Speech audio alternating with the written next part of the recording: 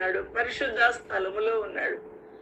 ఆ మహోన్నతమైన మహామహిమలో వసించుచూ ఉన్నవాడు. పరిశుద్ధ స్థలములో నుండి ఆయన నీకు సహాయము చేయునుగాక. ఏ విధంగా సహాయం చేస్తాడు మనం ఎరగము.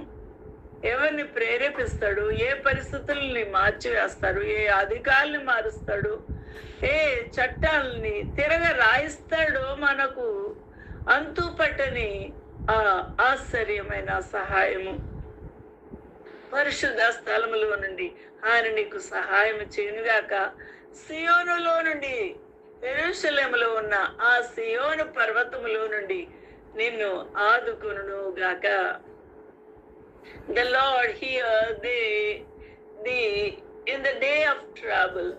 The name of God of Jacob defend thee and send thee help from the sanctuary and strengthen thee out of Zion.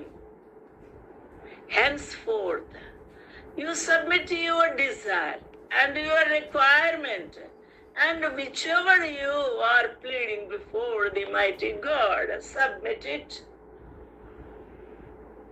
నీ కోరికను సిద్ధింపచేసి నీ ఆలోచన యావత్తు సఫలపరిచే దేవుడు. నువ్వేం ఆలోచిస్తున్నావో, ఎలా తప్పించుకోవాలని నువ్వు ప్లాన్ చేసుకుంటూ ఉన్నావో, ఎవరు నీకు సహాయకులుగా ముందుకు రావాలని అనుకుంటూ ఉన్నావో, నీకు ఎటువంటి ఆపద నుండి ఎవరు తప్పించాలని నువ్వు అనుకుంటున్నావో ఆ ఆలోచన యావత్తు సఫలపరుస్తాడు.